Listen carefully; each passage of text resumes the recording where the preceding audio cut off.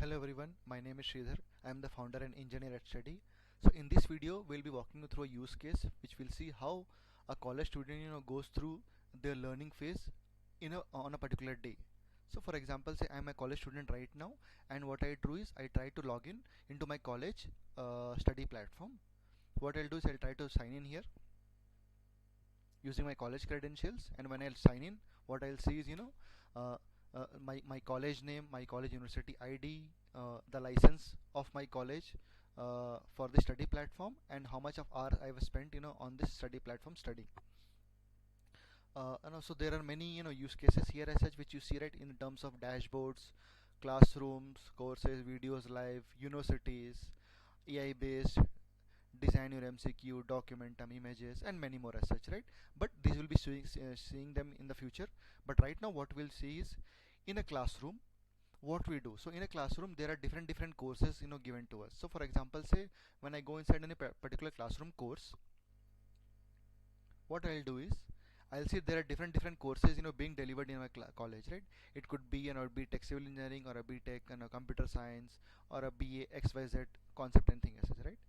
Assuming that I am a B.Tech Civil Engineer guy enrolled in college XYZ, what I do is I go into my section here, and then I could be in different semesters here, right? So for example, right now I am a semester 1 student in college XYZ, and then these are the I would say courses or contents being taught to us in our college. It could be mechanics or mathematics or scientific management, right, which are taught to us by our college profs in our classroom sessions. So assuming that I'm attending mathematics class session right now, I'll go into view topic, and then in the view topic what I see is there are different documents which has been shared with us, and these are the same documents which have been taught to us and being shared with us over a WhatsApp drive, or a WhatsApp image, I would say, or a Google Drive, or a Dropbox, or a FTP drive. So what we do is, in the legacy approach, what we try to do is we try to take our documents from those FTP server or Google Dropbox server, and then we try to download into our local system, and then we start reading them one by one, uh, which everyone does right these days right now, right?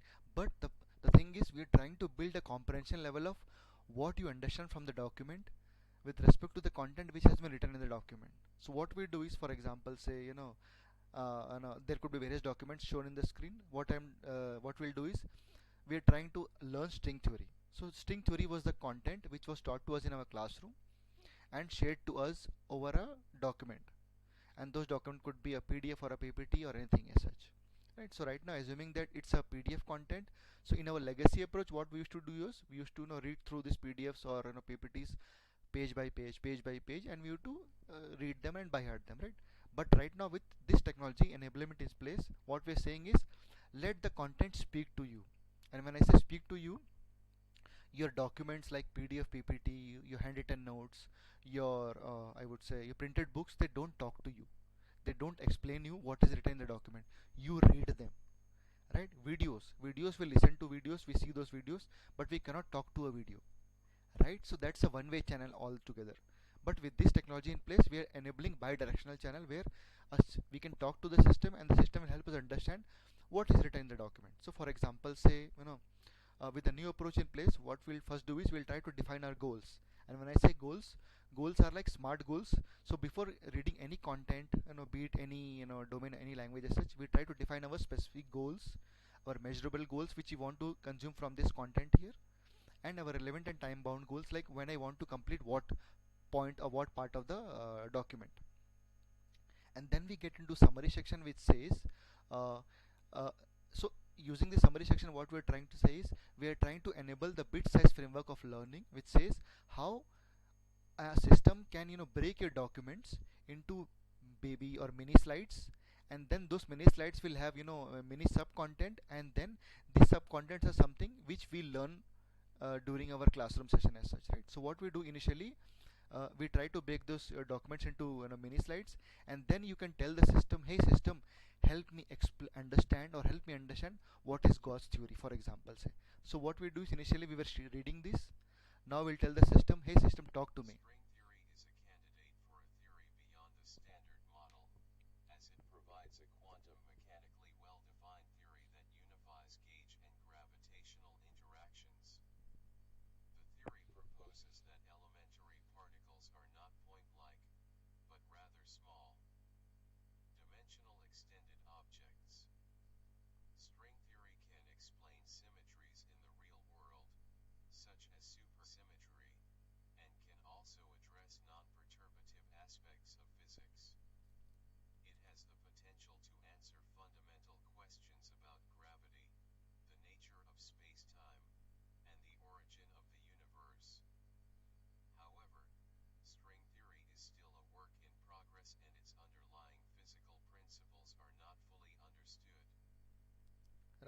So with this thing, what it did was, it tried to explain you the concept with respect to what has been defined in the context of Gauss theories and string theories being related to each other, right? And for example, say if I do not understand this, what I'll do is I can raise my questions then and there with the system, and I can raise my questions in multilingual language. Or I would say, for example, say right now I am asking the system help me understand string theory with an example, and then I can log this doubt. So when I log this doubt, it gets captured in my doubt section, and then the system can help me understand what are the doubts which I have asked or what my classmates have asked with respect to this content. So everything we get to know. Now, for example, say while understanding Gauss theory, I was not able to understand this in English. So what I'll do is, I can translate them, into any language as such.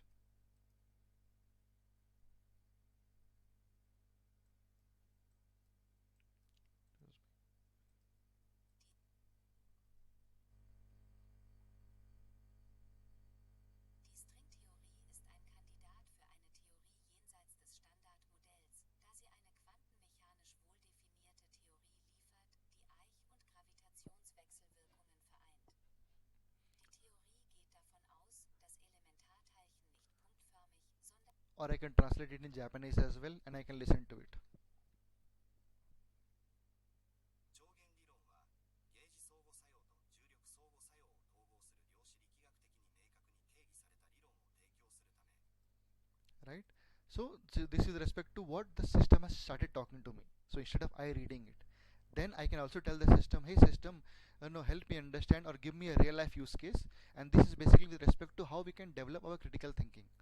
And to develop critical thinking as a student, you need to have three skills, which are like problem solving skills, analytical skills, and the communication skills as such, right? And other than that, how you can develop a real life use case around this concept. So now we are challenging ourselves to say, okay, I have understood Gauss theory, where can I apply or where this Gauss theory is applied in our real life use cases. I'll tell the system, I would say I'll ask the system, and the system will give me a real life use case.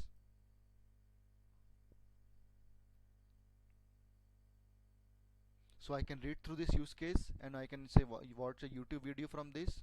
So this is all about how a system understands and tells me what I have to learn, and what are those sub buckets around those concepts which a person I can learn through.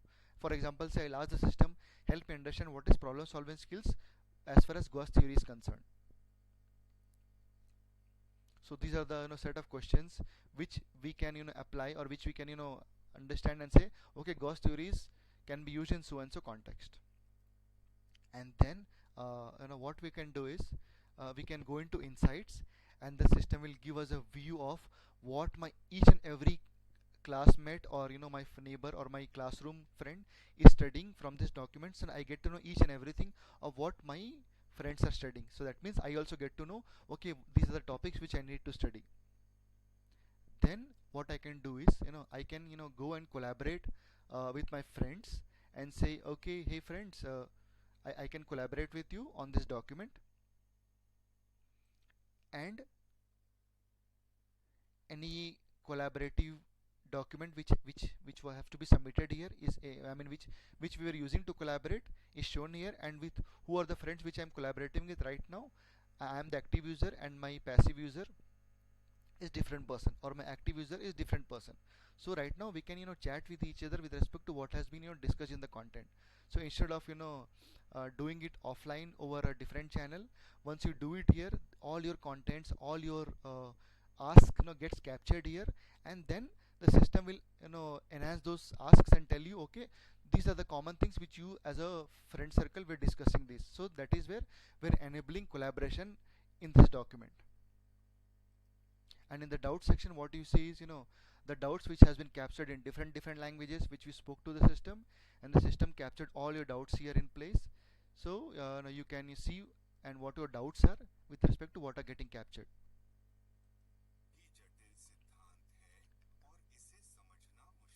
And then when you see the whatever asks which you have asked in the form of doubts, the system is answering you uh, in the form of what has been your doubts. So for example, say my doubt was with respect to what is thermodynamics. I'll ask the system what is thermodynamics, I asked in my previous session, and then I'll tell the system, hey system, help me explain this. A powerful tool for understanding and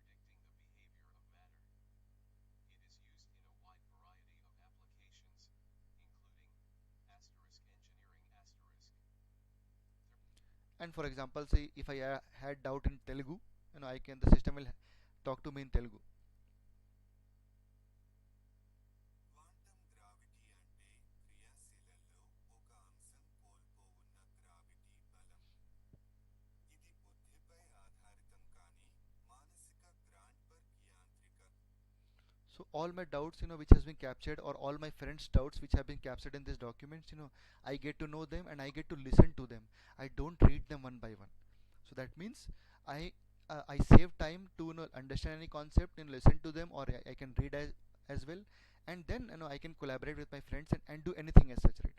So instead of doing all this legacy approach, I have redefined the approach, saying how the education in the future will be. And when you do that, what you see is, you see a comparison chart which shows what are your friends who are reading what content, and what is the percentage of the content which has been read maximum by your friend circle or by your classroom circle.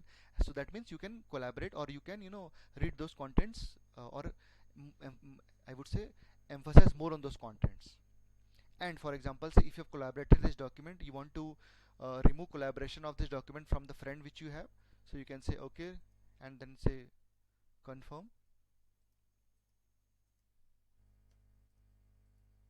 So that means now you are not sharing this document with any friend. That means you're not collaborating with any friend as such. So for today, this use case. In the next videos, you will be seeing another different use cases which have been defined here. Thank you so much.